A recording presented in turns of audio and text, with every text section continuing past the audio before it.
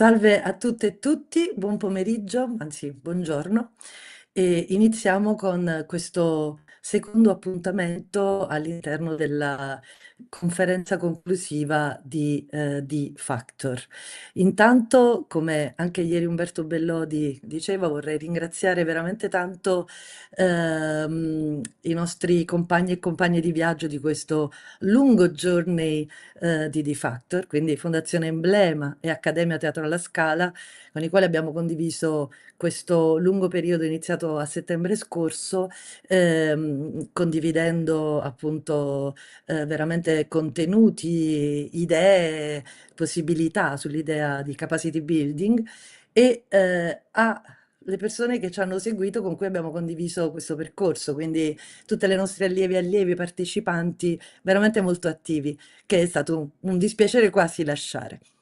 Prima di iniziare e prima che io passi in inglese, perché la sessione oggi sarà per lo più in inglese ed è dedicata a condividere delle riflessioni sui temi delle politiche culturali, oggi a partire da un libro Call to Action che noi, Cultural Policy Pathways, nella sua versione inglese, che noi abbiamo come Living, che sta per Live Internationalization Gateway, prodotto recentemente.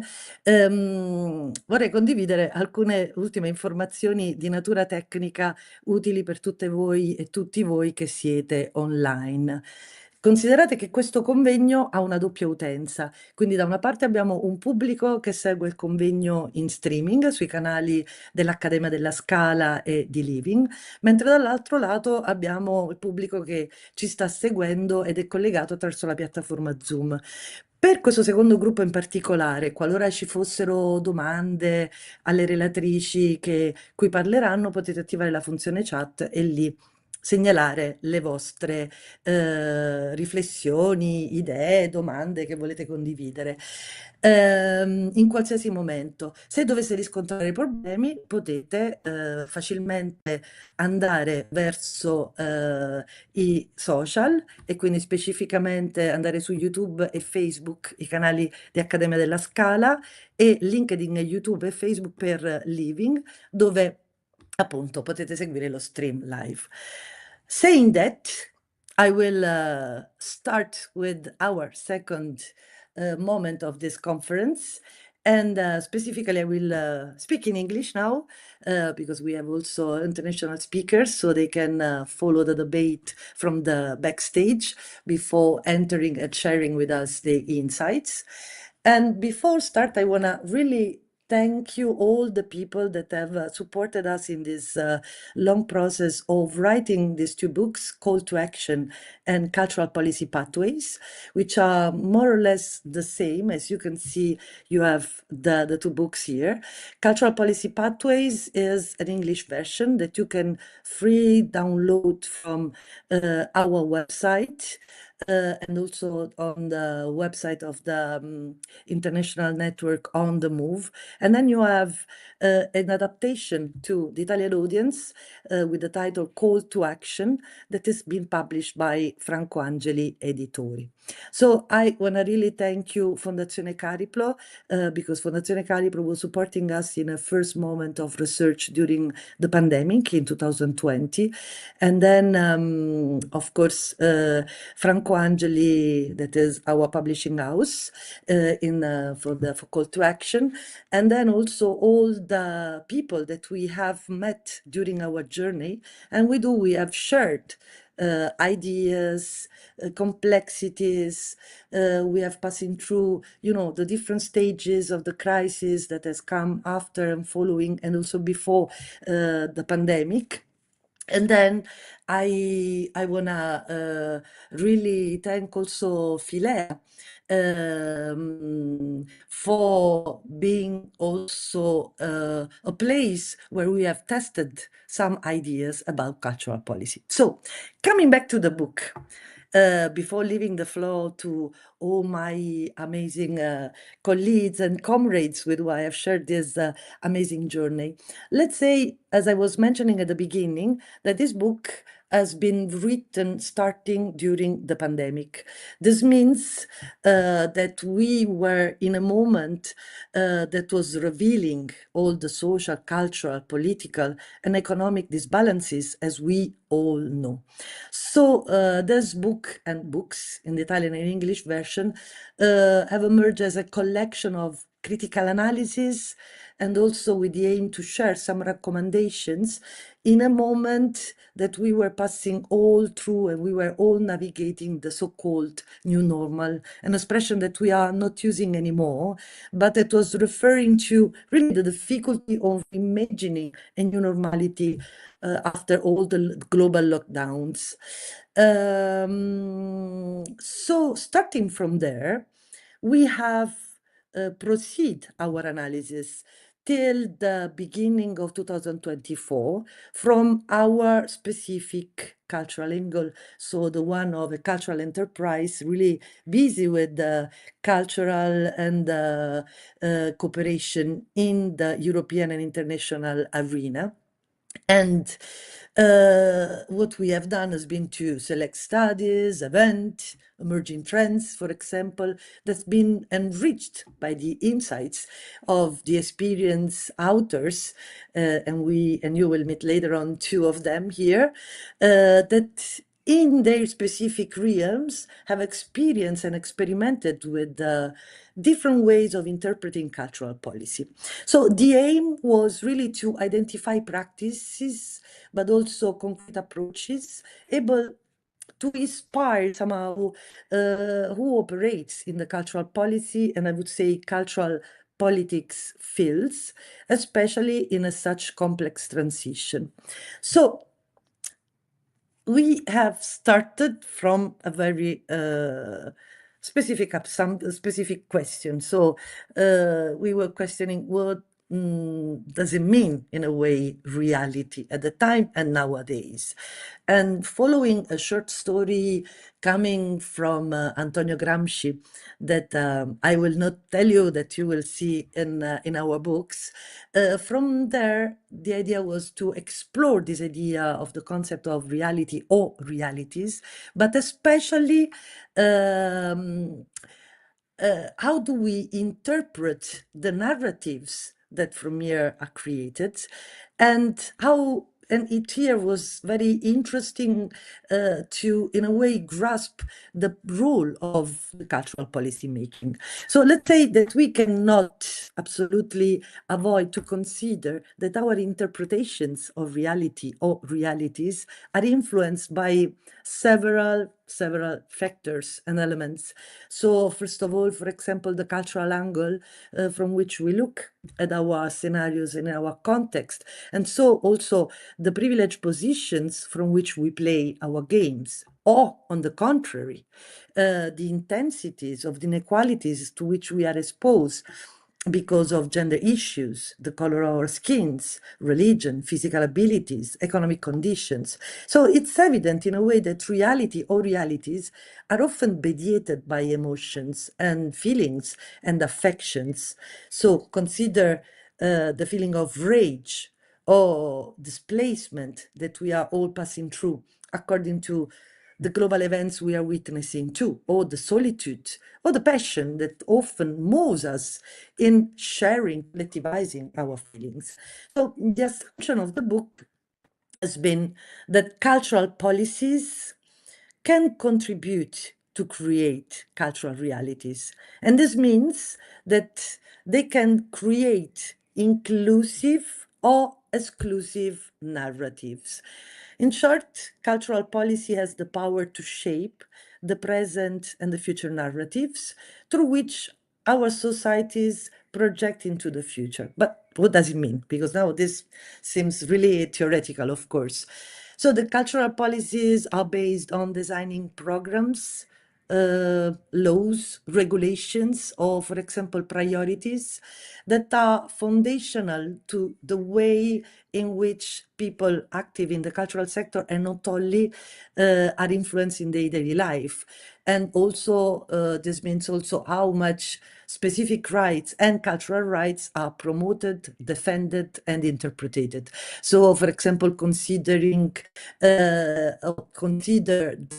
broader overarching priority that was launched from and by the Creative Europe program ages ago, the audience development strategy, no? That was in a way one of the starting point from which the idea of cultural democracy was elaborated, considering also nowadays how much we are speaking about well-being. So how much cultural policy framing specific programs based on these topics can influence the way in which our societies can elaborate more pluralistic narratives, or considering also the emerging the emergency or the refugee emergency, what is going on in Ukraine with the artists and so on. So for that reason, I would say that cultural policy is a window on its own epoch, but at the same time, it also must look beyond its time.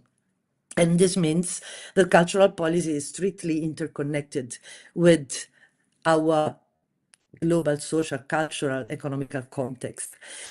So nowadays, the cultural realm and hence the cultural policy is strongly influenced by various elements, and especially by growing political inequalities, right-wing populism, social and cultural disasters to which we are witnessing too. So just consider, for example, the impact of the regeneration of neoliberalism that is taking more and more shape of illiberal neoliberalism, I would say. And this means that free market capitalism more and more is run through an illiberal or authoritarian state. So centralization, repression, while our life is guided by free market. And this is also having important impact on reducing the freedom of expression and also our access to cultural rights. Just consider also the huge difficulties that we are facing to solve the tension between the global south and global north. Consider also the territory invasions, the new technocracies, the genocide that we are witnessing in Palestine, and also the huge difficulty to establish profound intergenerational dialogue and so on. So, emotionally speaking, we can say that we are passing through a proper global burnout, experiencing what Pascal Ghilen, the sociologist Pascal Ghilen, is defining as mental fatigue. But the good news is that also exist arenas of resistance or reinterpretation of our cultural rights that are acting in favor of pluralistic cultural policies. So for that reason, let's say that our book or books, they move on two main coordinates, as you will see during this panel discussion and during this presentation. On the one hand, we have questioned how much these inequalities or these all global phenomena, including also neoliberalism, are influencing the way in which we perceive our realities, and also how we are reacting in our cultural realms and in the cultural policy realms, in different contexts in which we are active. And secondly, on the other hand, we have also challenged this notion of shared and transformative cultural policies that was elaborated by Milena Dragicevic-Sesic from the University of Belgrade. And we have proceed in this exploration. And this definition stands for creating spaces of collaboration, shared spaces of negotiations between different cultural and not only cultural players, including cultural policy makers, cultural professionals, artists, activists, and so on. So as Milena says, innovative ideas often and context and new concepts often comes from the civil society. This is specifically in times of important crisis. And this context can inspire research and practices. And it's here that I would say that cultural policy overlaps with cultural politics. So meaning that values, fights, collaborations, conflicts are experienced for elaborating programs and strategies that really can allow all of us to play our games in a pluralistic dynamics. And for that reason, the book is divided in three main parts. And these three main parts play the game with this notion of reality and all this interpretation. So the part one that we have called mapping reality and realities, sorry, is a visual summary that will be presented in a while by Eleonora De Caroli and Cristina Carlini, my amazing comrades in this journey, in which we have connected and collected interviews, reports, policy documents, keywords for giving some coordinates, but they will give you more details on that in a while. The second part has been called Framing Realities. And specifically here, we have asked two different critical thinkers. We have shared our journey here, but also in other projects, to elaborate and to share practices, ideas on post-pandemic world, and also looking at all these tensions, how they are part of the practice and how they were reacting. So contributors come from Deja Vidovic, that you will see later, from the Institute for Development and International Relations in Zagreb, in Croatia. And before, she was the director of Cultura Nova Foundation while we were writing also this book. Marie Lesour, Secretary General from the International Network on the Move, based in Belgium, France. Fanny Becquerel, that you will see also in a while, from the Cimetta Fund, and also researcher at the European Studies Institute at University Paris 8. Lorna Duguid from the Creative Scotland program, and specifically leading the multi-stakeholder program, cultural program within the Creative Scotland. Mayel Borny, cultural professional, active within Al Badil organization in Tunisia, and Sara Paolella, the youngest, from Scomodo in Italy. As you can see, the contributors are coming from all women. It was a case, but we are very happy that this dimension was taken, considering also the difficulty for women to have also publications and spaces in the research and not only research and academic world nowadays in the cultural field. And then the third part is the one in which we have gathered, let's say, all insights, indications, and it's titled Interpreting Realities.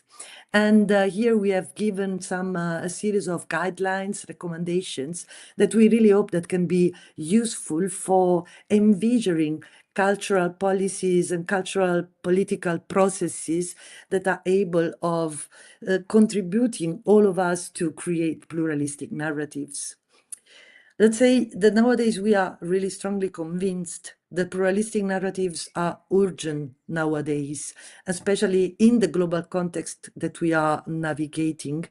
And as I have also observed in my previous research, in this landscape, it's official narratives, official policies really needs to be developed according to a variety and several elements, including perceptions and emotional experiences of the civil society.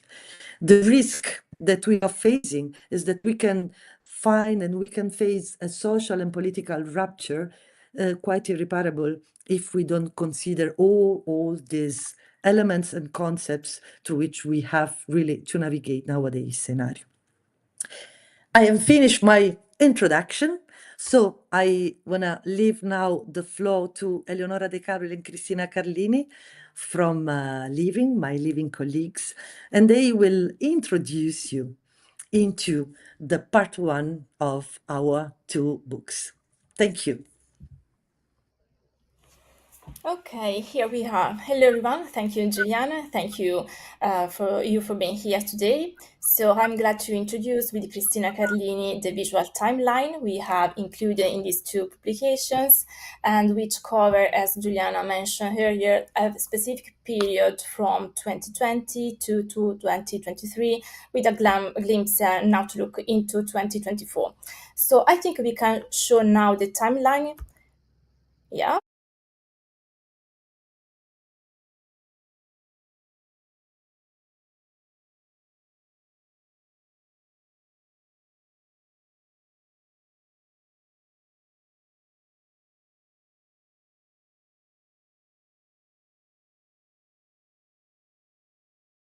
but a way to zoom out and look at the bigger picture to from starting from our perspective, our specific observatories, of course.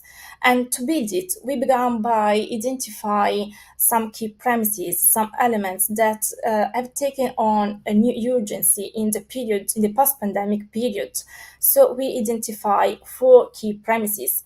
And the first one is about the increased difficulties in cooperation, which of course emerged became even more evident during the pandemic due to the limits of physical interaction.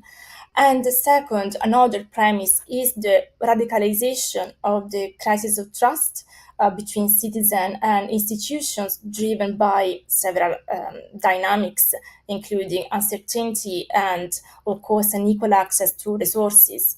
And another premise is the renewed tension between global north and global south, made more visible by economic, infrastructural, and technological disparities, inequalities. And the last premises, but not least, of course, is the ongoing precarious working condition of cultural professionals. So while we were shaping this timeline, we also felt it was essential to intertwine these pillars, these premises, with some transversal issues, some transversal topics which emerged across the reflection we collected, we have gathered, and that in many ways these transversal topics shaped and accompanied the period we observed. And the first topic, transversal topic, is about the digital transition as a complex process, which of course can bring innovation, but also revealing disparities.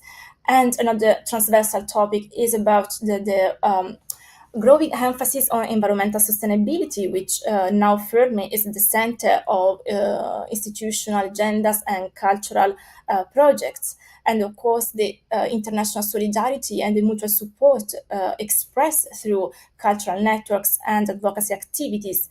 And another topic we observed during our research was a very specific focus on new artistic practices and hybridization artistic practices, which explore new formats or mix or put together digital tools, new form of community engagement, and local actions. So, to make all these elements, the four premises and these transversal topics visible and, let's say, easy to read, we decided to organize the timeline in three different areas. And the first one is you can see in green, so a fixed column which collects the four key premises that guided our reflection. And the second area is the top of the timeline, where you can see a collection of historical events, just some of them, the events that had a significant, a great impact on the cultural ecosystem during the period we observed. And the third areas is at the bottom of the timeline, where you will find concrete examples and reactions of what happened within the cultural ecosystem in response to those historical events, but also in connection with our four premises and the transversal topics I mentioned earlier. So in this part of the timeline, you can see a lot of colors, but you can find systemic reactions in blue, institutional responses in yellow, and some concrete examples from our books in orange, such as international meetings, reports from cultural networks that make this response, the cultural response, more visible, and this help to show how this response took shape. But now to explore all these colors and these keywords and key concepts, I leave the floor to Cristina Carlini.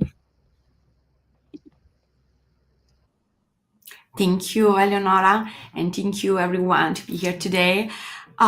What's the reasoning behind that? Why we have started this book with this timeline? This is because we decided to give you all our perception and reality perspective. This is not a comprehensive timeline. There is an academic research that will give you all the details about everything that happened during those years. It's more like going back and looking at what happened.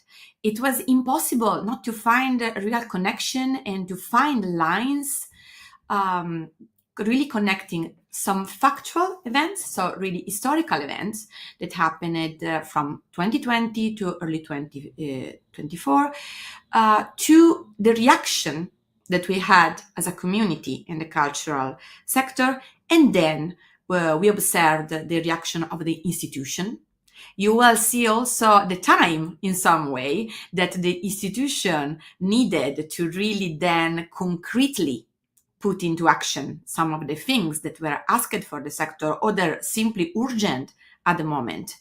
And to look at it in a comprehensive way now, through this whole timeline, is not to tell you, again, every details, but is to tell you a story, basically.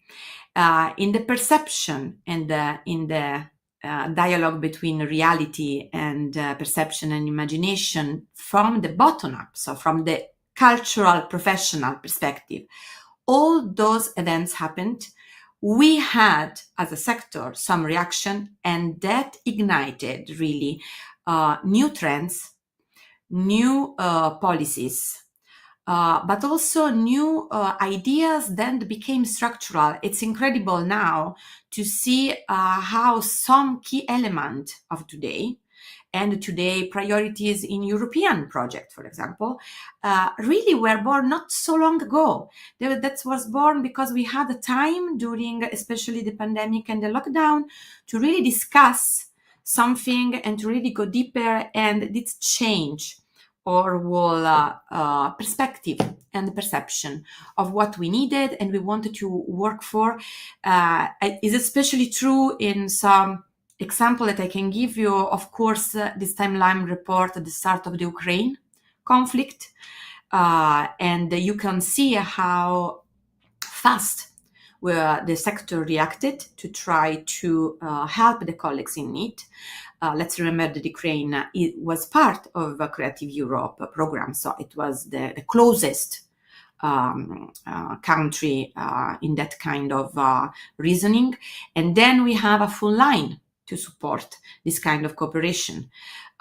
This is something that it's also strange to tell if you are a cultural professional and you tell this kind of details to friends and family that are not used to, but it gives us an example of how something that's happening and it's on the TV news every day is connected with our daily practice. This is the same as Juliana was mentioning for all the care topic, all the healthcare, mental health, and also the attention to the working condition of our colleagues and both artists and cultural professionals all around Europe and the world. And for example, this is also true in terms of all the pushing about project calls reacting to funding schemes. So you will really find, I hope that you find yourself in this timeline. We hope that it's some way the tale of not everyone, not every cultural professional, but most of you, I know that you will find yourself in, I was here, I was attending this webinar, I read those papers. I know that you will recognize yourself.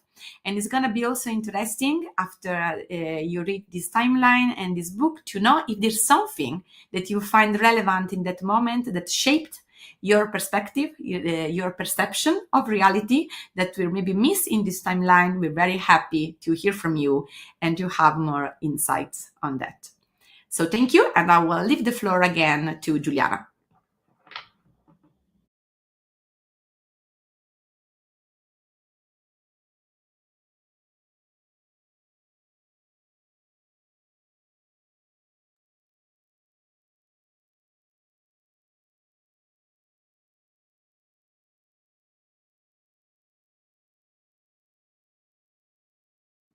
Ah, sì, sorry. I didn't unmute myself.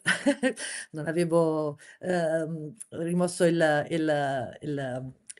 microfono. So again, I wanna say thank you, Cristina ed Eleonora, for presenting the timeline. That was a huge work. And again, as also they were mentioning, I wanna underline the fact that was really an attempt to bring our observatory all together. So, and it was quite a huge challenge. So every connection, every reaction, if you want to debate with us, you are more than welcome. And also consider that the book is easy to navigate. So many concepts at the center, but all very easy to navigate. So don't be shy to share ideas. So I want to invite now here Dea Vidovic, that I was introducing super fast before. She is a researcher at the Institute for Development International Relations in Zagreb, in Croatia. But when I met her, she was the director of Cultura Nova Foundation. And we have shared different meetings, projects, discussions, and so on. And specifically, there is a contribution to the book is titled Transformative Cultural Policy. So, they are welcome. The floor is yours. We are really looking forward to hearing from you. Thank you, Giuliana, so much. Thank you also to Cristina and Eleonora for this beautiful introduction to the first part of publication. Good afternoon to all of you who participate and follow us online on different digital platforms. So it's, of course, a really huge pleasure to be today with you and to share some of my thoughts that I wrote for the publication. When I wrote this article for the publication, as Giuliana already mentioned, I work as a director of Cultura Nova Foundation, a public foundation that is dedicated to civil society, organization in contemporary arts and culture, that work and still works as a grant-making and operating foundation.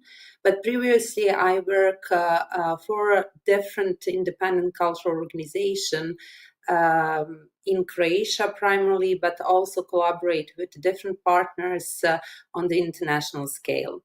And now I'm dealing with the academic research. So why I'm mentioning all of that? Because I just wanted to share with you different perspective that I have and my experience of being in different shoes. Today, I will discuss something that affects every artist, every cultural workers, cultural professionals, but also citizens who value arts and culture, the urgent need to transform our cultural policy, and which is basically comes as a main idea from the articles that I wrote for this publication. So, as we heard in introductions of Giuliana, for decades, neoliberalism has not only shaped our economies, but also our entire cultural landscape. And we've seen arts reduced to commodities, cultural workers trapped in precarious conditions, and growing inequality in access to cultural opportunities. And the COVID-19 pandemic exposed the fragility of this system. And all of this became very, very visible. And we started to talk a lot about this crisis. However, to create visible and systemic change, cosmetic adjustments are insufficient. And we cannot simply tweak existing frameworks or make just a specific transition from one model to another. What we need is a transformative cultural policy, how I call it, that fundamentally reimagines how we approach arts and culture. So let me paint a picture of our current situation, our current realities, as Juliana said. Neoliberalism has fundamentally reshaped our cultural sector in troubling ways, creating deep-rooted problems that manifest across various spheres, isn't it? So for the purposes of this discussion and given our time limitation, I will focus specifically only on two crucial dimensions, the economic and the social impact. So looking at the economic implications, among others, we can identify several key challenges, such as despite economic arguments about the cultural values, the arts remain one of the most precarious sectors. In a parallel, artists and cultural professionals face a chronic financial insecurity, and cultural activities are reduced to market commodities measured only by price and only by market logic and the logic of numbers, logic of economy, I would say. Similarly, the social dimension reveals equally concerning patterns, such as unequal access to cultural infrastructure and the resources for so many different artists and cultural professionals, specifically those who are coming from the global majority. In a parallel, we also face limited opportunities for international exchange, against especially for artists and cultural professionals who are coming from the global majority. We also see exclusion of diverse voices and marginalized communities and the cultural institutions that dominantly serve elites rather than citizens. And the results, what is the results of all these impediments that I just briefly put as just several dots? It's a fragmented cultural landscape where survival often trumps artistic vision, and where many are excluded for participating in cultural life altogether. So the question is the path forward in which requires fundamental changes, at least in these two key areas that I really briefly described. One is economic transformation, and another one is, of course, social transformation. So we must move beyond viewing culture as a mere economic utility and recognize cultural work as a labor deserving fair compensation. So the key measures or the key approach include the fair culture, flexible, comprehensive funding schemes that cover operational costs and salaries, long-term commitments rather than project-based supports, and many others. While talking about the social transformation, the cultural policy must ensure equal access and participation for all. And some of the strategic approach could include a quota system that guarantee opportunities for minority groups and the underrepresented geographical area, which is also connected with this geographic diversity criteria in funding decision, targeted programs for emerging organizations and previously unfunded groups, or citizen-centered cultural institutions that involve communities in decision making. So these are not just theoretical concepts or my own ideas.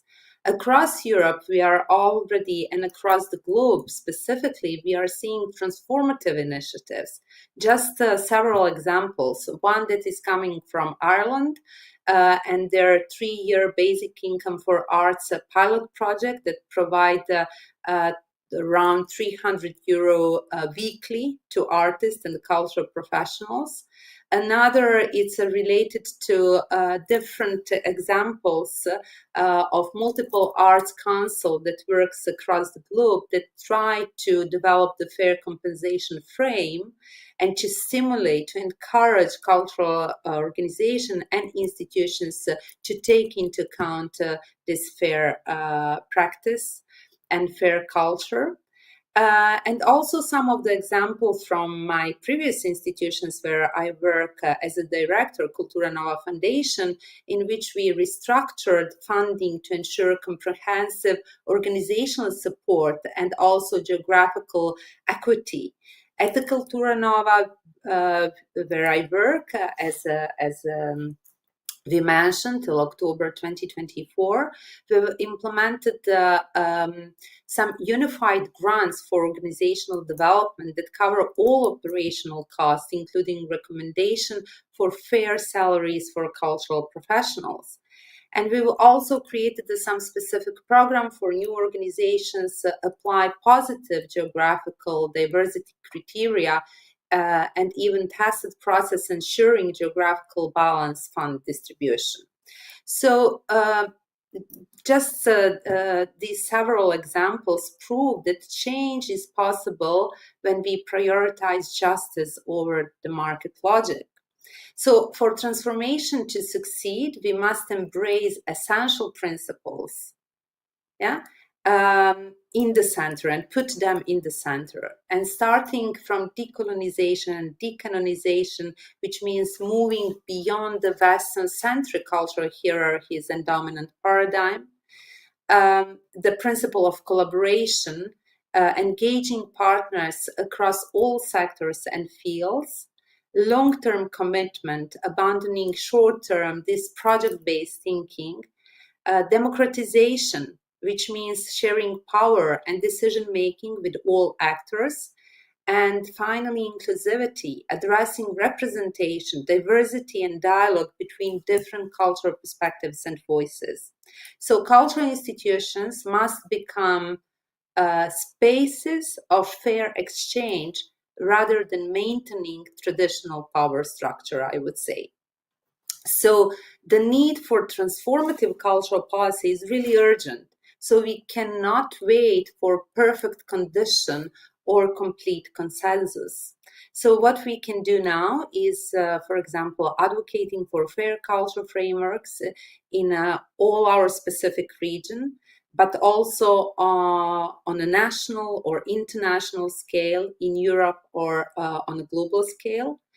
Then support cultural policy that prioritize social and economic justice over market metrics, build inclusive partnership across sectors, and demand that cultural institutions democratize their decision-making process. So to go beyond our conventional boxes. So arts and culture have always been spaces of imagination and possibility, I would say. And now we must imagine and create a policy frameworks that reflect our highest values, the justice, equity, belonging, and care for all who contribute to our cultural life. So the choice is clear, I would say. So we can continue accepting a cultural sector marked by precarity and exclusion, or we can build something transformative. So the tools exist, the examples are emerging, and the time is now. Thank you. Juliana, over to you. Thank you, Dea. Agree with you that the time is now and we cannot lose time. So, to be honest, also the title of the Italian version for us, it's at the end more precise, and it comes later. So call to action, because it's really a call to action. So thank you, Dea. It's always beautiful to listen to you and to listen to precise topics put in order one after the other. So thank you. We will come later with a moment of discussion, so I'm looking forward to it. And now I would introduce Fanny Becquerel, also another dear friend. And she also shared a life between practice and theory, as we all do nowadays. So it's also bringing, I think, a sort of political effort in the way in which we conceive also our journeys. So Fanny, she is a researcher and teachers and lecturer at the European Studies Institute at University Paris 8. And then here specifically, she is also as a representative of Cimetta Fund that is really busy with the mobility of artists in the Euro-Mediterranean region. So, Fanny, the floor is yours. Thank you. Hello, everybody. Thank you, Juliana, Eleonora, and Christina for this invitation. I'm happy to contribute to this discussion about a very important topic that is cultural policy, and as we mentioned earlier, the way it is evolving and trying to cope with this evolving context. So I suggest for this short contribution to focus on the Mediterranean and also on mobility, as Juliana just said. This will reflect my perspective as working for the Roberto Cimetta Fund, whose mandate is to support cultural mobility in the Mediterranean region. To start with, I would just like to stress that we are not talking about a homogeneous region. In fact, it is quite a diverse region where socio-political contexts, systems, working conditions, cultural dynamics are quite different from one country to another. And in particular, there's quite a big discrepancy between European Mediterranean countries and countries that are based on the southern or eastern shore of the Mediterranean, that is North Africa and the Middle East. In any case, it is quite challenging to develop an artistic career in this region. And if we consider cultural mobility as an essential part and as an essential component of the career of artists and cultural operators, looking at the way these people have access to mobility gives quite a good insight on the difficulties that cultural operators and artists face when developing their work. So why is it so difficult, right, to access mobility? Well, first, we are talking about a peripheral region. So definitely the Mediterranean area is not at the center of market dynamics. There are not that many opportunities for meeting, networks, training, in other words, for professional opportunities. And mobility to access these opportunities that may be offered in other regions are limited. Why? Because we've heard that already. There's a lack of infrastructure that allow artists, cultural operators, and all the citizens, right, to travel easily. And there are difficulties to have access to information. There's also poor financial support to mobility. I think there's a figure that gives an idea of this, that the global funding that is available for mobility comes from the Arab state only to the level of 4%. That is 94%, 96% actually of funding support to mobility comes from all the regions that are not that are not Arab states. And of course, there are visa restrictions. And all these challenges reflect, at least partly, the socio-political context that then hamper and even in some cases that impede mobility. Juliana and Dea have mentioned that already. There's a far-right raising in Europe, and when we are talking about southern and eastern shore of the Mediterranean, There are even autocratic regimes, and that just block mobility to move anymore. But this is also, I would say, the responsibility is also that of European countries, because they don't open the borders to artists and operators, cultural operators coming from other countries. So what happened during COVID just made things worse. This is indeed a very dark picture that we see now in the region. And after COVID, now we see there are wars, especially, of course, we all know what's going on in Gaza with a big tragedy unfolding. It's very difficult to talk about that because it's so extreme. And now it means that even the security of artists, cultural managers, etc., is in danger. So what can you do? You know, you just focus on surviving, literally surviving. You definitely can't think of working and striving in the cultural sector. So with all these things happening, there's a necessity to rethink what we do and how we do, and with whom we will be working. This was, of course, obvious for the Roberto Cimetta Fund, because due to the pandemic, the world was forced to a standstill. So when you work on supporting mobility, you have to rethink completely how to move again and how to support artists and cultural operators moving, how you can reset mobility.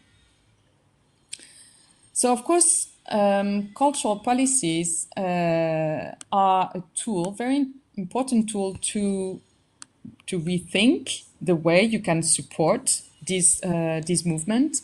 And when you look at Mediterranean countries, what you can see is that there are quite a variety of players who just try to think of new ways to support the sector. If we focus on the southern Mediterranean country, what you can see is a very fragmented landscape with national cultural ministries giving some support, but very limited support, and concentrating on government-friendly players. So that is usually not independent sector. Then you have international players, public players, I would say. There are a lot of international donors, such as the Goethe Institute, British Council, Institut Français, Istituto Culturale Italiano, and so on and so forth. And there are also a series of international foundations, such as Ford Foundation, Dross, Mimeta, based in Norway, etc. So there are all these players, I would say, that are not based in the region, but that are targeting artists and cultural operators from the region. When I say they are not based in the region, some of them have offices, of course, but I would say that the mandate of this organization is the mandate of actors who are not based in the region. And then you have also a couple of regional players. And I would like to focus on two of these that are AFRAC, the Arab Fund for Arts and Culture, and El Maured Cultural Resources. And I stress on these two organizations because they are both based in Beirut, and they work somehow as intermediaries, receiving money that comes either from the region or from outside. They work with a lot of money that comes from Europe, United States, etc., and also private money. But then they build their own schemes, their own calls, defining their own criteria to redistribute the money in sort of a cascade funding somehow. They are sort of intermediaries between those who have the money and those who need the money. Now, focusing on participatory processes, I would just like to mention two. So first, the Roberto Cimetta Fund has developed a participatory process just to get the perspective of artists and cultural operators from the region to support, or to, let's say, to think together how to support mobility today. So that was quite a long-term process with online sessions, and we had also a final workshop, let's say, on site where we could meet and where we tried to integrate the perspective of those who are on the ground fighting every day to develop their work and try to understand what are their values and what are their needs. And we drafted a manifesto just to expect to reflect these needs, values, and the emergency to try and reset the way we can support mobility today. So that was the first one. And the second I wanted to mention is Afak and El Maured. I don't have very precise information about the way they did it, but when they design their scheme, they go first, they do a lot of consultations, again, speaking with artists, cultural operators, working on the ground, developing their daily work, asking them what were the priorities, the emergency they need to address. This is really part of the way they design their scheme. And I think this is very important because, especially in the southern Mediterranean country, where artists, cultural operator cannot relate really on public support, these two organizations, regional players, again, they are not the only one, but they are one of the main ones. They are testing, experimenting tools that are designed, again, thanks to the contribution of the beneficiaries or of their partners, as they call it, so as to try and design the best possible tools that can serve the scene. So in some way, this is a way to react, to compensate for a lack of public money. But at the same time, this is, I think, also an interesting way to support the sector, thanks to these intermediaries that have the time and that are very well connected to the ground to design these tools to answer the needs. And thanks to that, they can challenge the norms of international donors, and they can, again, test ways to accompany, let's say, I know this is not a word we use usually in English, but to be side by side to the artists and cultural operators to try and respond to the very critical needs of their partners. So, of course, this is not the solution. The situation is still very difficult, but there is a way. This is a way to move forward, and I think this is also interesting to look at these experiences.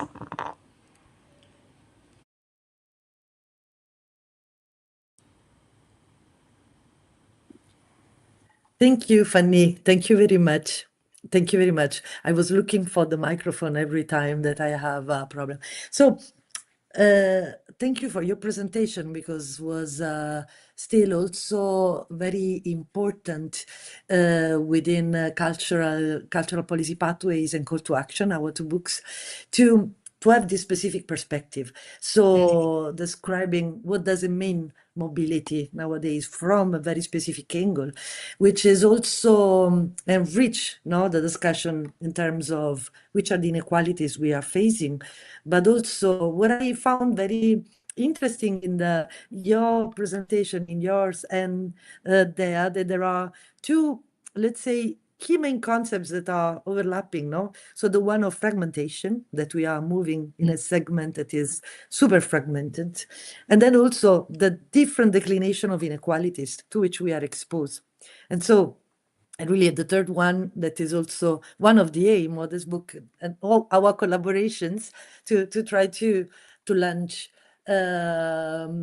possibilities that at the end are on the floor and that we can use. So according to that, I would introduce the third part, and so opening the floor to everybody and also us to join all the people here. So there's a marvelous group that is beautiful to see all together. And vai, Kri, my dear Kri, start with the first question for our discussion. Thank you, Juliana. We have prepared a couple of questions to animate some kind of a discussion between us, coming from the final suggestion guidelines that we have collected. So at the end of the book, you find that. So one of the aspects that we discuss in the two books are beyond project fragmentation. We know that it's really hard to find the support for the cultural activities. A lot of the support is project-based. It's an approach that is going on since a lot of time now. It became a real cause of stress during the pandemic. This was probably the moment we see the real collapse of this system that we discussed for years also before that moment. So we have a couple of suggestions on that in the end of the book, but of course we want to hear from Dea and Fanny what their opinion on that. So which are the limits and opportunities in the nowadays scenario about, is this project-based approach still a way to support the cultural realm? Can we imagine something different, and what can it look like? If I may start, I think that I already share some of my huge critiques, but not only mine. It's we talk a lot within the cultural sector from different perspectives about this project-based approach. And this model has fundamentally failed the cultural sector and must be abandoned as the primary support mechanism, I would say. So we don't need to reform this system. We need to replace it entirely with a new logic based on sustained investment and institutional commitment. So culture requires long-term stability, creative continuity, and deep trust. So which means conditions that are structurally impossible within this fragmented short-term project cycles, because it's too fast, and usually artists and cultural professionals just run from one project to another project or work in a parallel on several of them without having a specific time to think, to research, and to fail. Because we are obsessed with the results-driven and this project-based logic. So the current system places all financial and the creative risk on artists and the cultural professionals, while on the other side, funders, whether the public institutions, private sponsors, philanthropic organizations, maintain complete security and the control. And this is a backwards. We need a fundamental reversal. So funders must embrace risk-taking and the long-term commitment, providing a multi-year unrestricted support that allows cultural workers to focus on their work rather than constant grant application, bureaucracy, administration, providing report, and being obsessed with the numbers of activities, outcomes, and results. And the opportunity lies in creating trust-based funding relationships where institutional funders take responsibility for sustaining cultural ecosystem, not just financing individual outputs. So thank you.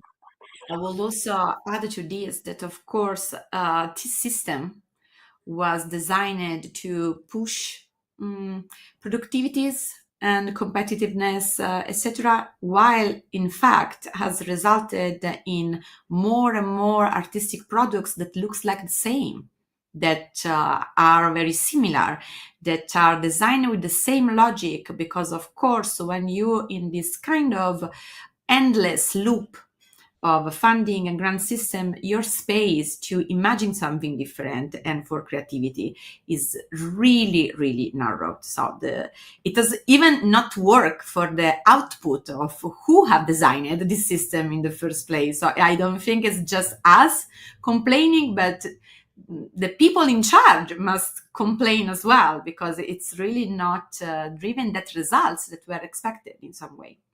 Fanny? Yeah. Yes, I don't have much to add. I mean, that was an easy question. You could simply answer by no. Of course, that's not the right way to do. And I guess what you said there, I mean, there are a couple of words like trust. I think this is really very important words. And what came also from the consultation we made and from what we've heard in the region, but I take this example of the region, I think that's the same elsewhere, is that there's a big need for connections, for exchanges, and that certainly does not stop at the end of a project. So you need schemes that allow that to continue. And there are also the values of solidarity. I think it's so important today to have this in mind. And again, solidarity is not a short term. You can't work short term on solidarity. There's the need to support on the long term. So I would say there's need to rethink again these frameworks. Okay, so it's my turn. So another key points we'd like to discuss with you today is about the challenging facing by pluralistic democracy and how these challenges are connected to the threats that pluralistic democracy are currently encountering, which is a topic which emerged in our books.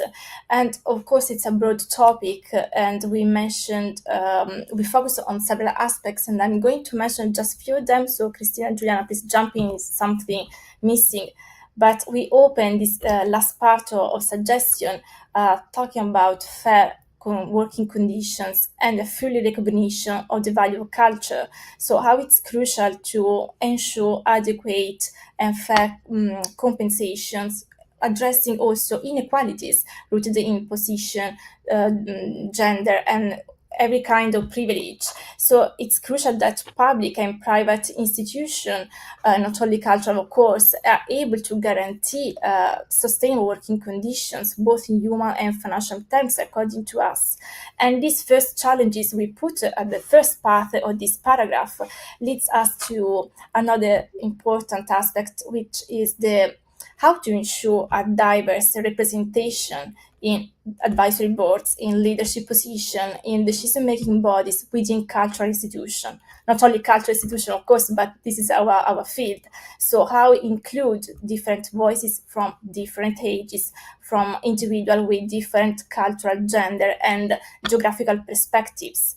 And the final part of this pluralistic democracies and the challenges they are facing is about the cultural mobility and climate justice. So, as you know, we consider cultural mobility as a right, firstly, and supporting and protecting ongoing mobility experience and international collaboration is something which helps everyone to broaden the cultural approaches. And now, more than ever, it's vital to protecting mobility, cultural mobility, giving priority to ones who come from marginalized areas or conflict zone. And the last part, which we'd like to put a focus now, is about the need to address environmental sustainability with an holistic and integrated approach, so that we can really put a just transition as a foundational pillar of our cultural policies. So of course, it's a broad topic, but with that in mind, we'd like to open a discussion with you just with two questions. So the first is, which challenges do you see emerging most clearly from your observatories, from your point of view? And the second is about the intergenerational dialogue. How do you think we can truly foster a meaningful dialogue, intergenerational dialogue, but not as a token gesture, but as a real driver for change? Thank you. Should I again Yes, react please. first? Okay. So I would say, in my observation, and specifically looking in my context, particularly here in Croatia, and similar context of, let's say, post-socialist, post-war, post-communist, still in transition country, we face a weak institutional cultures of meaningful participation. Formalized, yes, yet ineffective inclusion mechanism, and a systemic lack of accountability. And most concerning is how many young people feel fundamentally disconnected from democratic process, viewing them as a performative rather than transformative. And by dismantling this consultation theater and moving toward let's say, authentic power sharing. And this demands really long-term intergenerational mentorship program, unlearning to learn again somehow, and meaningful belonging instead of using the words of inclusion. Because when we talk about the inclusion, it always means that we have basically a frame of exclusion. So how to go deep to provide the belonging for everyone who participated in the system, or specifically belonging to the governance structure, and recognizing young people's expertise and vision and their capacity as essential for democratic reimagination or democratizing democracy, not just as a future potential. So, as I said earlier, at the end of my intro speech, the time is now, means that time, it's really now for a young generation. So it's not the questions of the future when we will leave the world, and they will come. So this is, I think, fundamental change that it's needed to be done to create the, let's say, equal opportunity for all of us, no matter which generation we represent, or social or economic or national or regional or sexual or gender groups of our communities. Yeah. Someone is on my door, which is a sign to to stop here. And over to you, Fanny. Yes, thank you, Dea. I think we all agree that there's a need to be more inclusive. And actually, one question is how you do that. And there have been several experiences or experiments to try and draft some criteria. I mean, that's one of the first answer you can provide. You give criteria, just focusing on the support you can provide on specific groups, starting with young people, for instance.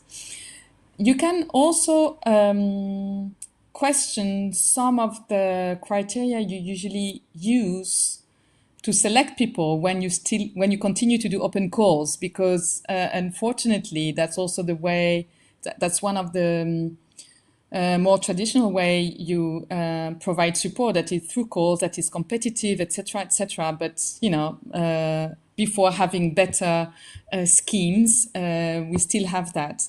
And I have some colleagues who have questions. For instance, how you select applications? Do you select the ones with better quality, or you take into consideration the extent to which the applicants need your support. And you see, when you try and ask that kind of question, I think it's not a detail. It questions fundamentally the way you perceive things and the priority you give to that or that person. You know, is it the quality of what is provided, or is it maybe it will be the quality of the application will be the quality will be inferior, but maybe the support you can give will be more relevant. You know, that there's something that you can question there. And of course, to better answer these needs, you need to listen to them. There's a big need, I think, to give the voice of young people today. It's not that easy to hear them sometimes. And there's a project we've been developing also with Living, so I'm happy to mention that is Ready, Steady, Go, that was really focusing on these young artists and cultural operators, and just to listen to them. If I may add something, listening to Fanny, what she talked about, some really concrete example. When I work for the Cultural Foundation and collaborate a lot with the philanthropy sector, we talk a lot about opening this decision-making process for a young generation. And there is already some examples of really, I would say, progressive foundation that created the seats in boards and all this high-level decision-making for a young representative. And now I'm participating in a communities of participatory grant makers who also highlighted the issue of including children and youth in a participatory grant making. So instead of just, providing a project for looks together, sharing responsibility, Builds together. and work together, decide together what we want together to support, and to create the frame that some of specific actions happen, but together with them, not just providing frame for them. So this is like when it comes to this talk about the participation, this is basically one of the main paradigm shift from working for then working with. But also opening the grant making process in a way to share responsibility for the decision about the grants, which unfortunately, I must say, many of my dear colleagues, former colleagues from the philanthropy sector are still not ready to give up, let's say, from this control the whole system. And as you said earlier, the policy makers, either they are working for the public foundation or for the philanthropy or any kind of the private entity that provides some and created some condition, they also created the directions of development of art and culture as well. Yeah. No, but in fact, this topic, for example, brings us also to the third aspect that we were thinking to raise and discussing. And if there are questions also from the audience, please rise. This is the moment, because are the last 5 minutes of our talk.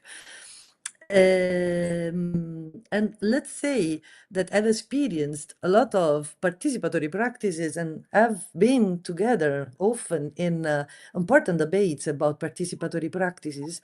The topic, as you were saying also, no, Dea, and also Fanny, is how to move beyond this idea of consultation for really entering in a proper process of co-creation of our policy dynamics. And it's here that for me cultural politics enter, because it's really a space of negotiation, of fight, where different ideas also have also to meet and again to fight. Democracy is made also of conflict, but the important thing is to pass through this conflict, no? So this comes to, the third question that is also linked to some of the recommendations that we have elaborated in the book. That is, again, about, the transformative and shared cultural policy. For example, in the book, we have proposed, following and listening to different experiences, but also through the experiences that each of us have done in the research or in the field, connecting and managing things, to elaborate different ways also to evaluate our proper performances. Generally, there is a top-down model that says, okay, you will be evaluated because of the quantity of things that you say, or the typology of performance that you do, or the way in which you tackle this on this other topic. But at the end, what we need is also to understand how really the sector, the cultural sector, is managing these things and which are the proper needs. So only in that way we can speak about intersectional approach. That means putting together different layers that cannot be tackled only in a top-down way. Or, for example, we have launched another idea to, now I'm looking at the other screen because many things we have written, and so of course you cannot remember all, but to try also to develop pilot projects with really flexible parameter evaluation that gradually, starting from the ground, can become something for understanding. In your opinion, how do you interpret this idea of shared cultural policy process? And which are some concrete aspects that we can share now in this last few minutes, and try to be effective, so in case there is one or two questions we can answer. Fanny, do you want, or again, I can start? No, maybe just to make to link with what we just said before regarding young people and cultural participatory processes. For instance, what we also ask these young people is that they define what we are talking about. And I made the link also with Eleonora's sustainability issue and green issue, whatever. That is, they were asked to define what is for them, for instance, green mobility. You see, so it's how you support, but also what you support and how you define the scope of your support. Very quickly regarding shared cultural policy, I think there's also something that has to do with how we work all together with collaboration between all of us, between all the partners at all the levels. And what I wanted to underline is that in the Mediterranean, this Arab region, there was one of these director of this regional organization, and she said, we are all policymakers. And what I get from that is that there's also a shared responsibility that we have to work together and to provide this enabling framework for all. There. Yeah, this is my topic, I would say. So it's a very complex, Yes. it's very demanding, and it's need a lot of time. And specifically to take into account the different motivation, different interests, but also different time opportunities of different actors that are involved in creation or implementation or evaluation of any shared policy. Because if we share responsibility, we have to understand that each of us who participate and sit around the table share different interests and different motive why we are there. Yeah, which means also that some of the theory of commons could be very useful for us, specifically when it comes to the identifying some of the main aspects and concepts that we have to develop together for the whole process to be successful, which means basically define the rules of the game together, to create the mechanism of control, to create the rules how to solve any kind of the conflicts, how we will deal with the consensus, and so on and so on. But the crucial is to keep it open for the newcomers, because it's really easy to be co-opted by elitists in the group who started or who Absolutely. took Of course. control through the process of the sharing the shared policy. So having all of that in mind is really crucial, and I think that it started also from the capacity building for supporting all of us to unlearn from our current practices, but also encourage all of us to take responsibility to learn something new, something that it means very progressive, but which is also very demanding. It's because it's the easiest way if I'm the only one who decide, and I will say you will do this and that. But if we, all of us here, need to decide something together, it becomes very complicated, you know, Absolutely. because we share different contexts, we come with different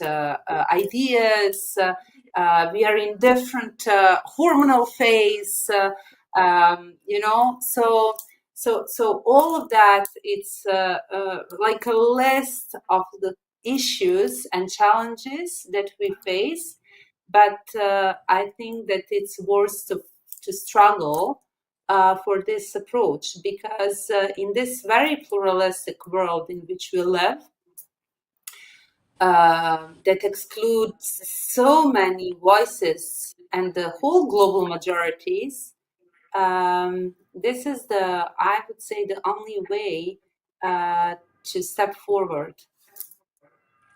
Yeah, thank you. I wanna just check if there are questions from who is still following us. Otherwise, while we are waiting, if there are any reactions or questions. Yeah,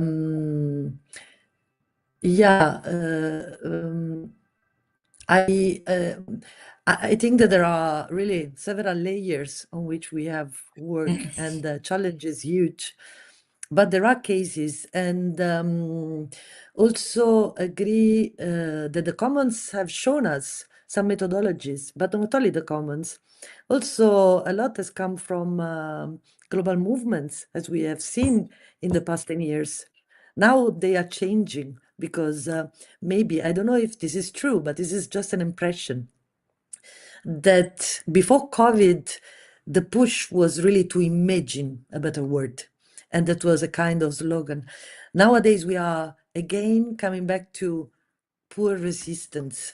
So we are trying still to defend what were our rights and cultural rights that we gain. So there is a lot of discussions now around that and how to interpret at the end the cultural policy according to that. So it seems that there are no questions. So 2 books, one online that you can download easily, and is the English version. There is an adaptation and the Italian version available in libraries in Italy, and edited by Franco Angeli, titled Call to Action. So you have all of us in there. And I think that we can just close our session. And I want to really, really, really warmly, profoundly thank you for your contributions, but also for this beautiful debate. So saying that, Thank you. I think we can Thank you close. so much. really. Thank you so much. Really. Thank you. Thank you also for your invitation and opportunity to share. And I really hope that everyone who spent the last 1.5 hours with us will be inspired to read the book and for the action and resistance, as you said, Juliana. Thank you. Thank you for the last word. Thank Thank you, you. everybody. And don't forget that today at 4:30, there is the third appointment with the Factor Conference. So I switch in Italian, So, quindi alle 4:30 c'è il nuovo appuntamento con la conferenza di Factor e ci vedremo più tardi online. Quindi grazie mille a tutti.